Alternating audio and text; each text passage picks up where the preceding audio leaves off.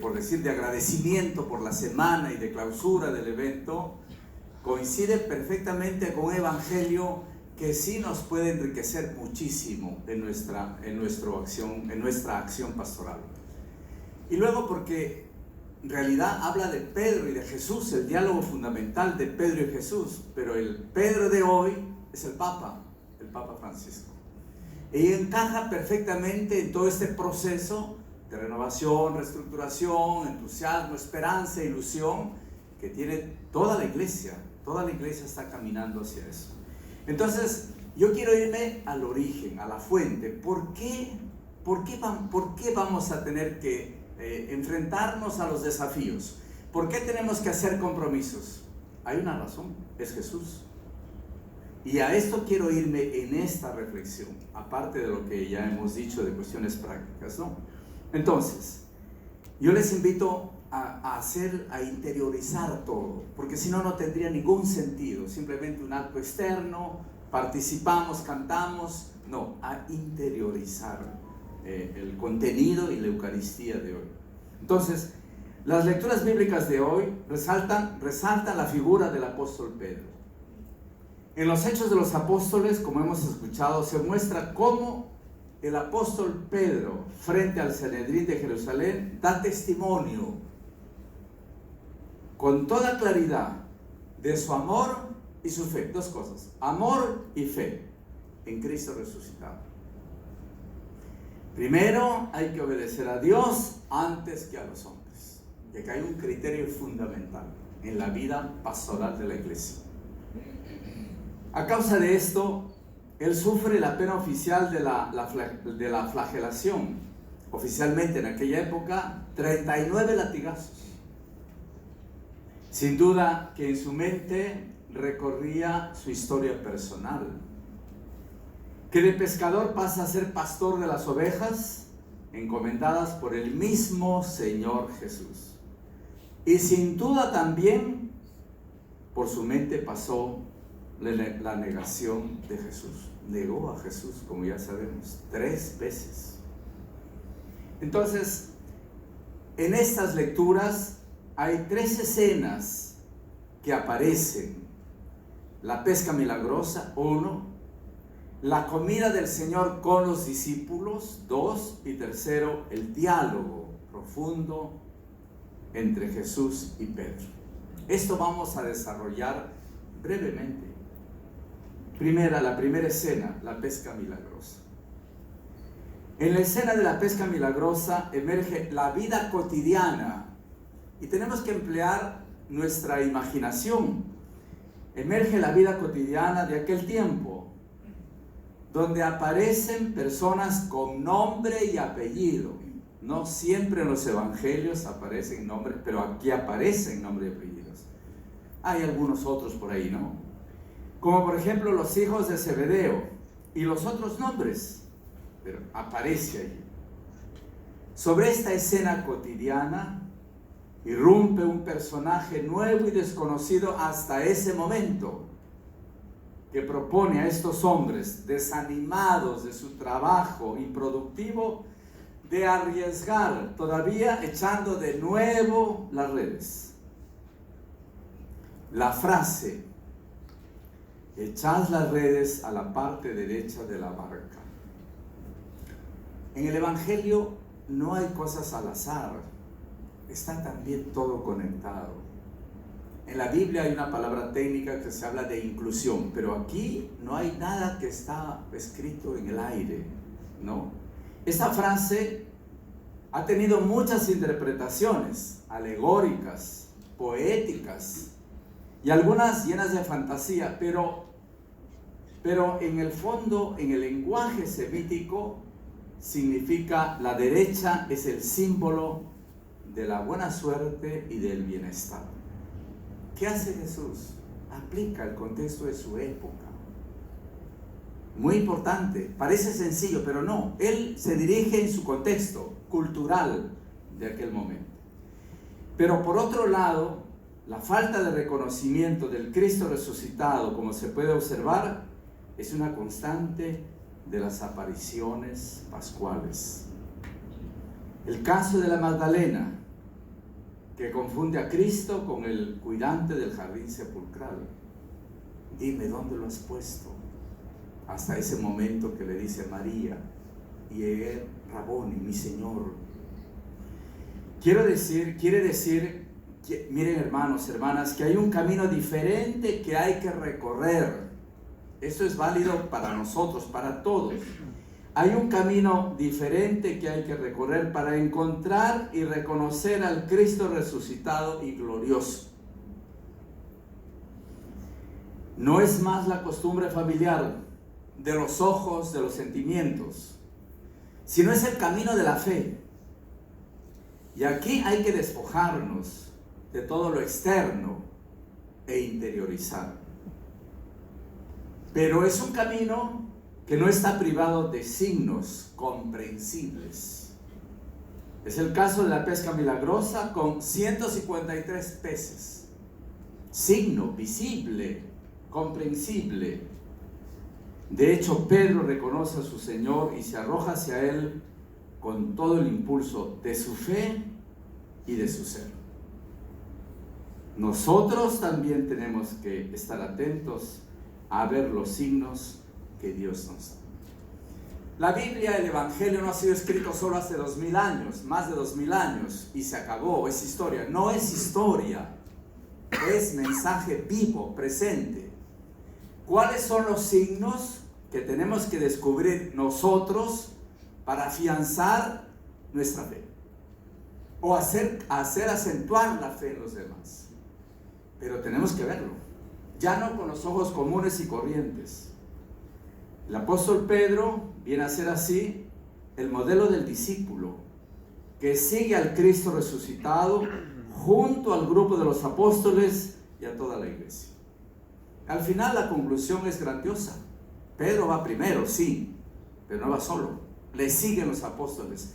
Todo lo que está escrito en los evangelios tiene un profundo significado, válido para hoy también. Segunda escena, la comida. Una comida modesta y sin embargo sorprendente.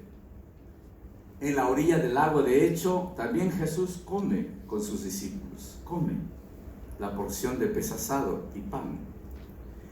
Pero aquella mesa de pescadores, a causa de aquella presencia extraordinaria, envía a otras comidas. Sobre todo aquella celebrada en el cenáculo en la última cena. Y aquella de los discípulos de Emaús. Miren, estimados hermanos, Cristo come pan, pez. En un momento determinado, Él no es un fantasma, no es solo un espíritu, es carne y hueso, es un cuerpo glorificado. Y de ahí viene, por eso digo, no es por gusto, no es el Cristo resucitado. Y hay algo muy importante que tenemos que tenerlo en cuenta. Si uno pregunta, ¿Dios tiene carne y hueso y sangre humana? Sí, en Cristo. Dios tiene cuerpo, sangre humana en Cristo. Y eso es lo grandioso de la encarnación y de esa fraternidad esencial y solidaridad completa con el ser humano. Pero eso nos debe llevar justamente a descubrirlo ya con los ojos de la fe, en los signos que tenemos en nuestros tiempos. Entonces, esas lecturas nos llevan a una realidad grande, ¿no? Entonces, se perfila una dimensión nueva, simbólica, que los padres de la iglesia a menudo han resaltado, viendo en aquella comida sobria y sencilla, como hemos dicho, la gloriosa cena del Señor, que también hoy celebramos. Comemos juntos, con Cristo, con Él. La tercera escena se abre finalmente, la escena centrada sobre el diálogo muy intenso entre Jesús y Pedro, que es clarísimo, pero muy brevemente voy a acentuar algunas cosas. El apóstol Pedro parece estar casi delante de una triple rehabilitación que disuelve su triple negación antes de la muerte de Jesús. Digo que parece estar, porque es teología bíblica. ¿Me amas? Sí, me amas, sí, me amas. Ya, el otro como cansado, pero Señor, triste. Pero como que hubiera una rehabilitación a una triple negación. Antes de que cante el gallo me habrás negado 3 veces. Es la realidad del ser humano, estimados hermanos. En Pedro también estamos todos nosotros. Y eso ya es la respuesta personal. ¿Cuántas veces yo he negado a Cristo? ¿Cuántas veces? De repente 70 veces 7. Muchas veces. Pero aquí hay una enseñanza que se resuelve con el amor. Solo el amor, estimados hermanos. Y a la raíz de este perdón está el amor, que llega a ser el fundamento de la específica misión pastoral ahora comunicada al apóstol. Solo el amor, estimados hermanos, es lo único que cuenta. No vamos a hacer la apología del amor bíblica, San Pablo y todo lo demás, es el amor. Al final vamos a ser juzgados por el amor. ¿Cuánto amamos? Eso va a ser. Pero bueno, Cristo siempre es el supremo pastor de las ovejas. Es Él el único que puede decir mías a las ovejas, míos a los fieles. Miren, estimados hermanos, la iglesia no es nuestra, estamos equivocados. La iglesia es mía, no es mía, la iglesia no es nuestra, es de Cristo. Los fieles no son nuestros, son de Cristo. Ningún sacerdote dice, no son mis fieles. Bueno, alegóricamente puede decir, pero en el fondo, existencialmente, o como se llama ontológicamente, son de Cristo. Yo nunca me olvido a los seminaristas, les digo, ustedes no son de los formadores, son de Cristo. Y a los formadores son de Cristo, no son de ustedes. Pero eso es válido para todos, estimados hermanos. El sacerdocio no es nuestro. Lo tenemos como don, como gracia, pero es el sacerdocio de Cristo. Y eso es muy importante comprenderlo. Por eso viene el asunto. ¿A dónde nos dirigimos? A Él, el supremo pastor. Por eso el encuentro personal con Jesucristo. Si no hay ese encuentro personal, si no hay eso, no hay vida, no hay el motor. Podemos hacer programas, desafíos, encuentros, pero adentro, ¿cómo es? La adhesión al Señor. Ese es lo que va a hacer, lo que va a lograr todo lo demás.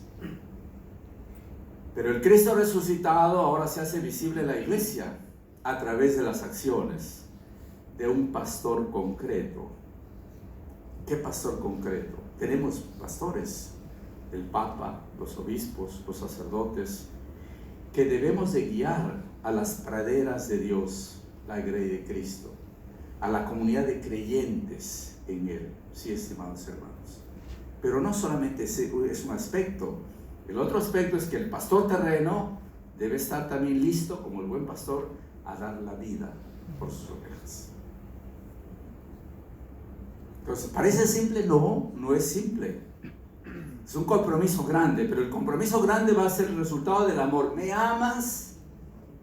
¿Me amas? Hasta que le digamos, sí, Señor, te amo. Tú sabes que te amo. Es aquello también que Jesús afirma en aquella frase simbólica de la vestimenta. Ahí está, a Pedro, ¿no?